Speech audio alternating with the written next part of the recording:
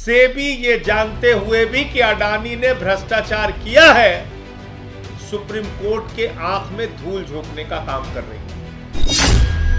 Supreme court की आंख में धूल किसने और किसके कहने पर सेबी ने झोंका, क्यों गुमराह किया सर्वोच्च न्यायालय को, यह बहुत बड़ा मामला है। माननीय सर्वोच्च न्यायालय को इस बात को संज्ञान में लेना चाहिए। मॉरिशस में एक पते पे 6 कंपनी खोल के हजारों करोड़ रुपए अडानी की कंपनी में हिंदुस्तान में लगाया गया। एक पते पर 6 कंपनियां, और वो कंपनियां क्या काम करती हैं, क्या व्यापार करती हैं, कितने कर्मचारी हैं, कोई अता पता नहीं। गौतम अडानी के भाई विनोद अडानी के साथ मिलके सेबी के नियमों के विरुद्ध फर्जी कंपनियां बना के पैसा भारत में लगा रहे थे। सीधा सीधा मनी लॉन्ड्रिंग का मामला है।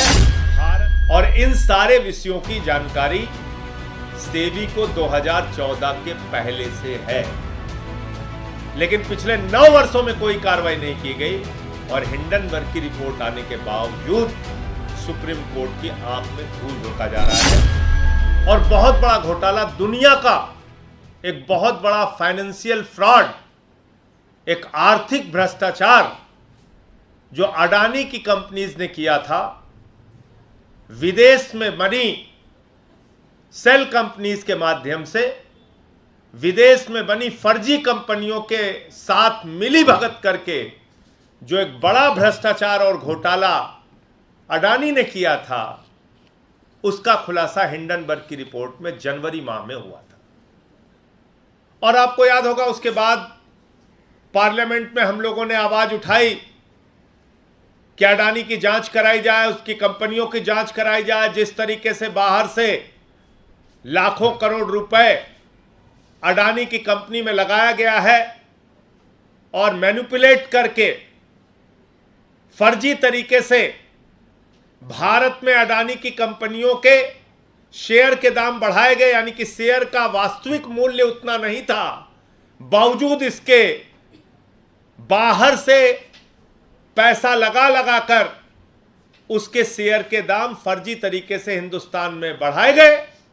और वो जो दाम बढ़ाए गए, बढ़े हुए दामों पे जो शेयर यहां के लोगों ने खरीदा, यहां के इन्वेस्टर्स ने खरीदा, यहां के निवेशकों ने खरीदा, जब वो घोटाला खुला, वो शेयर धड़ाम हुआ, नीचे गिरा, तो उन सारे निवेशकों का पैसा डूब गया। यह पूरा मामला था, यह पूरा भ्रष्टाचार था। उसके बाद आपको मालूम है, सुप्रीम कोर्ट ने एक्सपर्ट की एक कमेटी का गठन किया। एक्सपर्ट्स की कमेटी को रिपोर्ट देने के लिए कहा। सेबी इस जांच में इन्वॉल्व हुई और उसके माध्यम से पूरा भ्रष्टाचार सामने लाने के लिए सुप्रीम कोर्ट ने कहा, माननीय सर्वोच्च न्यायालय ने कहा।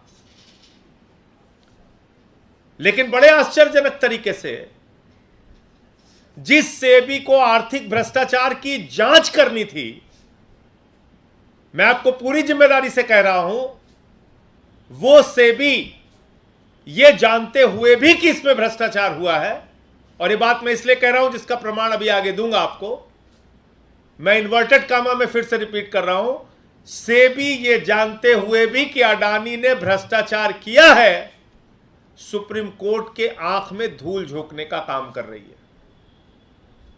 सुप्रीम कोर्ट में सेबी ने जाके कहा कि जो एक्सपर्ट कमेटी है वो दीवार पे ठोकर मार रही है, और अगर हम इसकी जांच करते हैं तो ये जर्नी विदाउट डेस्टिनेशन होगी, कि ऐसी यात्रा जिसका कोई लक्ष्य की कोई दूरी तय नहीं है, जर्नी विदाउट डेस्टिनेशन। यह बात सेबी कहती है सुप्रीम कोर्ट में। सुप्रीम कोर्ट की आंख में धूल किसने और किसके कहने पर सेबी ने झोंका, क्यों गुमराह किया सर्वोच्च न्यायालय को, यह बहुत बड़ा मामला है। माननीय सर्वोच्च न्यायालय को इस बात को संज्ञान में लेना चाहिए। और इस बात का खुलासा किसने किया? कुछ खोजी पत्रकारिता से जुड़े हुए लोगों ने, जो जिनका नाम है organised crime and corruption reporting project, OCCRP। यह रिपोर्टर्स का एक ग्रुप है, खोजी पत्रकारों का एक समूह है, OCCRP, जिसने ये पूरी जानकारी इकट्ठा की कि विदेशों में कहां कहां पर फर्जी कंपनियां, कागजों में कंपनियां बनाकर अडानी की कंपनी में हजारों करोड़ रुपए लगाया गया, अडानी के कंपनी के शेयर के दाम बढ़ाए गए और भारत के लोगों को लूटा गया। और यह किसके साथ मिलकर किया गया? यह दो नाम है, एक है नासिर अली और दूसरा है चैंग चुंग लिंग, चाइना का व्यापारी, और नासिर अली यूएई का व्यापारी।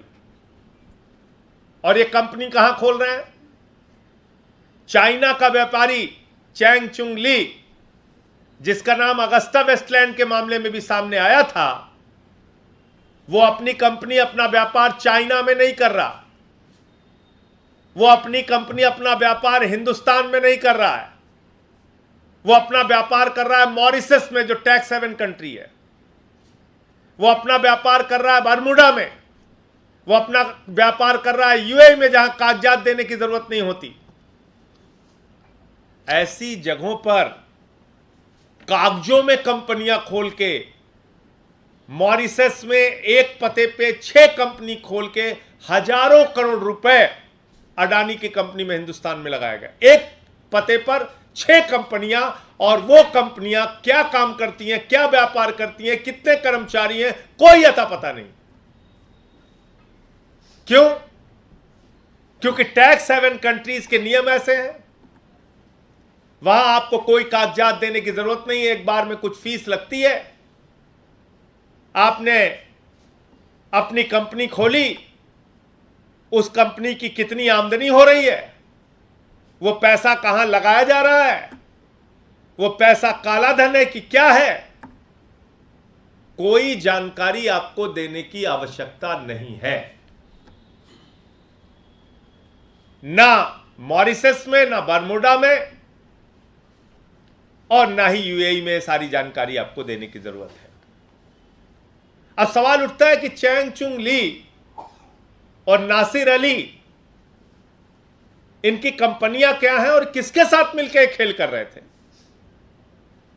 तो ये OCCRP ने खुलासा किया है, ये पत्रकारों ने, जो इन खोजी पत्रकार हैं, वरिष्ठ पत्रकार हैं, उन्होंने खुलासा किया है कि ये गौतम अडानी के भाई विनोद अडानी के साथ मिलके, गौतम अडानी के भाई विनोद अडानी के साथ मिलके सेबी के नियमों के विरुद्ध फर्जी कंपनियां बना के पैसा भारत में लगा रहे थे। सीधा सीधा मनी लॉन्ड्रिंग का मामला है। भारत से पैसा विदेशों में जाता था, विदेशों से पैसा अडानी की कंपनी में आता था, अडानी की कंपनी के शेयर के दाम बढ़ाए जाते थे, और करीब करीब इसमें जितने भी दाम बढ़ते थे, जो भारत के इन्वेस्टर हैं, भारत के लोग हैं, वो बढ़े हुए दामों पे अडानी का शेयर खरीदते थे। और जब ये भ्रष्टाचार का खुलासा हिंडनबर्ग की रिपोर्ट में हुआ, तो करीब करीब 5 लाख करोड़ रुपए का अडानी ग्रुप्स को, अडानी की कंपनियों को नुकसान हुआ, 5 लाख करोड़ रुपए का। अब इनमें से 2 फिगर जो खुद सेबी कह रही है, वो मैं आपके सामने बोलना चाहता हूं। सेबी ने बताया कि 22,000 करोड़ रुपए तो जो छोटे निवेशक थे उनका नुकसान हुआ है।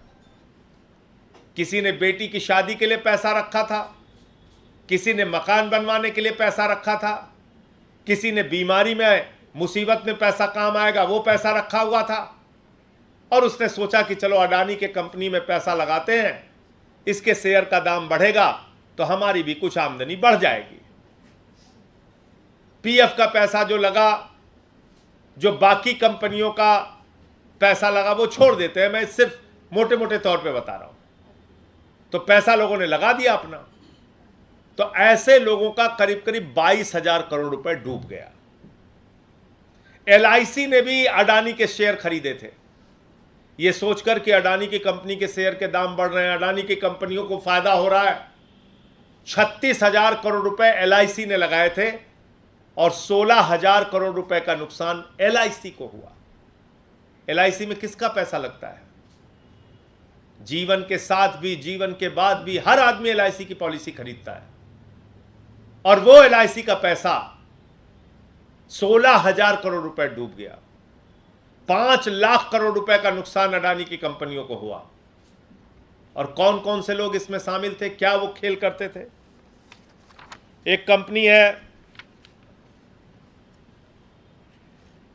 इमर्जिंग इंडिया फोकस फंड, ये नासिर अली और चैंगचुंग ली की कंपनी है। और दूसरी कंपनी है EM रिसर्जेंट फंड,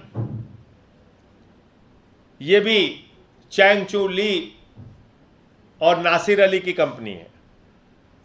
और इन कंपनियों को कौन एडवाइस करता था, कौन कहता था कि आप यहां पे कंपनी लगाइए?